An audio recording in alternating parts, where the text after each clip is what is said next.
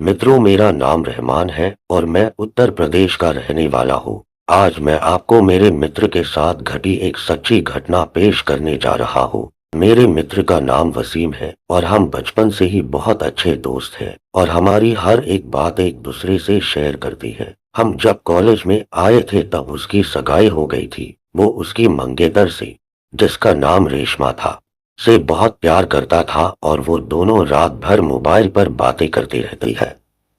एक दिन की बात है, उसने मुझे बताया कि वो उसकी मंगेतर से रात को बात कर रहा था। वसीम ने उसकी मंगेतर को मिलने के लिए बोला तो उसकी मंगेतर बदली हुई आवाज में बोली, तो ज्यादा मत बोल वरना तेरे को वहीं दफन कर दूंगी। वसीम एक बार तो ये सुनकर चौंक गया और फिर सोचा वो शायद मजाक कर रही होंगी।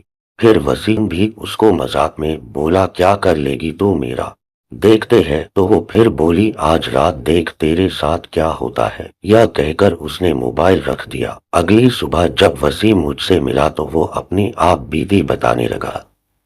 उसने मुझे रात को फोन वाली बात बताई और उस रात उसके साथ जो हुआ वो बताया। उसने बताया कि रात को 2 से 3 बजे के आसपास अचानक उसकी नींद खुली और उसके सामने एक सफेद लंबी दाढ़ी वाला आदमी बैठा था। वो बोलने लगा, ली आ गया मैं, अब देख तेरे साथ क्या होता है। उसने वसीम के गले को पकड़ लिया। ऊपर मेरी सांसें रुक गई। वसीम ने उसी वक्त अल्लाह का नाम लेते हुए नमाज पढ़ना शुरू कर दिया और वो उसके सामने से गायब हो गया। मुझे उसकी बात सुनकर बड़ा अचंभा हुआ कि ऐसे कैसे हो सकता है। उसके अगले दिन वसीम ने फिर अपनी मंगेतर से मोबाइल पर बात की और बोला, कल रात तुम मुझे क्या अनाप शनाप बोल रही थी। उसकी मंगेतर ने कहा, ऐसा कैसे हो सकता है जबकि कल तो मैंने फोन ही नहीं किया था। ये सुनकर वसीम के रोंगटे खड़े हो गए और उसने तुरंत फोन काट दिया। उसी वक्त वसीम ने मुझे फोन किया कि उसकी मंगेतर की तबीयत खराब है और कल उसके घर पर चलना है।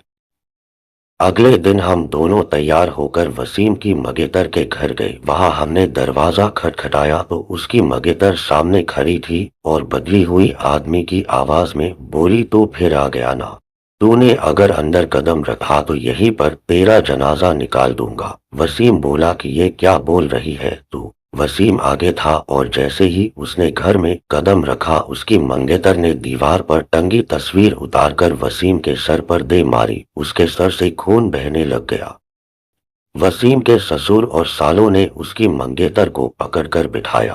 फिर उसके सालों ने वसीम के सर पर पट्टी बांधी। रेशमा की दादाजी ने बताया कि रेशमा को जिन्न का साया लग गया है। इस पर वसीम के ससुर ने उन्हें अपना मुंह बंद रखने को कहा। थोड़ी देर रुककर हम वहां से सीधे अस्पताल जाकर ढंग से पट्टी करवाई। उसके अगले ही दिन मुझे वसीम का फोन आया कि रेशमा की तबीयत बहुत खराब है और वो अस्पताल में भर्ती है। वसीम ने बाइक निकाली और हम दोनों जल्दी अस्पताल पहुंचे।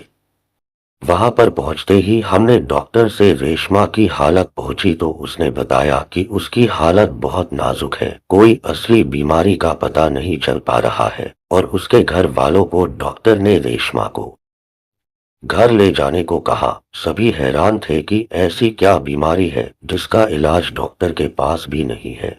फिर उसके घर वाले रेशमा को घर ले आई। रेशमा ने वसीम को बुलाया और कहा कि मैं अब ज्यादा दिन जिंदा नहीं रह पाऊंगी और तुम किसी अच्छी लड़की से शादी कर लेना। यह सुनकर वसीम की आंखों में आंसू आ गए और बोलने लगा कि मैं तुम्हें मरने नहीं दूंगा। फिर रेशमा के दादाजी ने उसको पास ही के पीर बाबा के पास ले जाने को कहा। हम उसको पीर बाबा के पास ले गए और पीर बाबा ने बताया कि इसको एक बुरे जिन्न ने जकड़ लिया है, जिसकी वजह से वो इसके शरीर को नुकसान पहुंचा रहा है। अब बहुत देर हो गई है। पीर बाबा ने बताया कि इसका एक ही इलाज है, यहाँ से 80 किलोमीटर दूर एक दरगाह है, वहाँ इसका इलाज हो सकता है। और बाबा ने बताया कि इसके साथ वही इंसान जाएगा जिसे वो सबसे ज्यादा चाहती है। वसीम ने कहा कि मैं चला जाऊंगा, मुझे बाइक भी चलाने आती है। रात के 3 बजे वसीम और रेशमा दोनों बाइक पर निकल पड़ी, लेकिन आधे घंटे बाद किसी का फोन आया कि वसीम और रेशमा दोनों एक्सीडेंट में मारे गए। ये सुनकर मेरा रो रोकर बुरा हाल हो गया। मेरा सबसे करीबी दोस्त अब इस दुनिया में नहीं रहा।